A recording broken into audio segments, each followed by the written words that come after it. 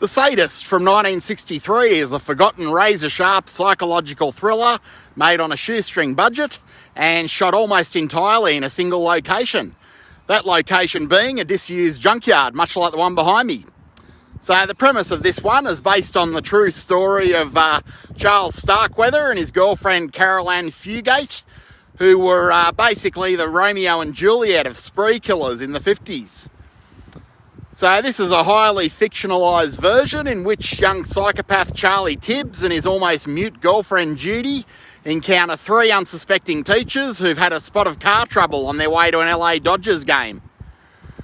So the deserted junkyard sets the scene for a dialogue-heavy cat and mouse game between the maniacal Charlie Tibbs, the rebel without a cause, and his hostages, who, being teachers, represent every kind of authority figure he ever took issue with. So sometimes a cheap little exploitation movie transcends the drive-ins and the grindhouses to become almost an art house film in its own right. And as is the case with 1963's The Sadist.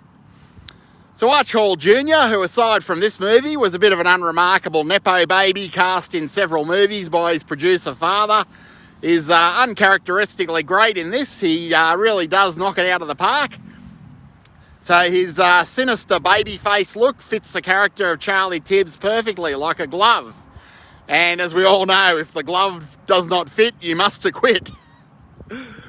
And his unhinged performance is electrifying and surprisingly restrained. He tiptoes up to the line of ham-fisted overacting in this film a number of times before dialing it back to where it needs to be.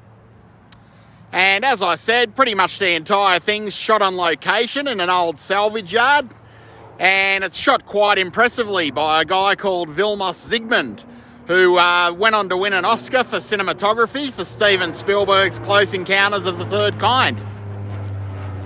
So quite an achiever, the cinematographer Vilmos Zsigmond. So this movie's claustrophobic as hell, and it ratchets up the tension the whole way through. And it's a masterclass on what can be achieved in a single location with no money if you do have a tight, compelling script, competent actors, and an even more competent director of photography. So The Sadist would definitely make a great double bill with 1977's Hitchhike, starring Franco Nero, Corinne Cleary and David Hess. And you'd probably enjoy it even more with a chili dog, a side of onion rings, and a plastic cup of beer. Classic baseball cuisine from the ballpark that our hostages might have enjoyed if they'd ever actually made it to the Dodgers baseball game. So at the time of uploading, The Sadist from 1963 is available here on YouTube, and I'll leave a link to the film in the description.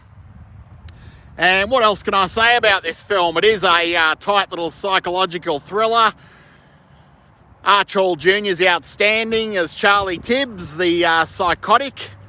And as I said, it is very loosely based on the case of Charles Starkweather and his girlfriend, who left a murderous spree of destruction across the Badlands, I believe in Wyoming, a lot of decades ago. And it clearly inspired the inception of this movie. As I said, it does look a lot better than you'd expect. It is better executed than you'd expect. And really will surprise if you're going into this one not knowing a great deal about it. So I haven't given too many spoilers. And as I said, Arch Hall Jr. really is next level as Charlie Tibbs. And the whole thing has almost a cartoon-like quality or a fairy tale quality. Kind of feels surreal at times, especially the fact that it is shot in black and white really helps with the whole claustrophobic feeling of the junkyard and the whole palpable nature of the film itself. So if you haven't seen The Sadist yet, I would highly encourage you to check out this cool little psychological thriller from 1963.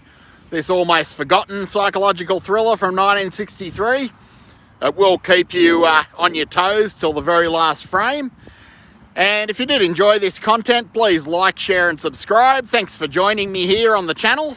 And I do hope to see you next time. And I'm off to enjoy the rest of my day, and I hope you do too.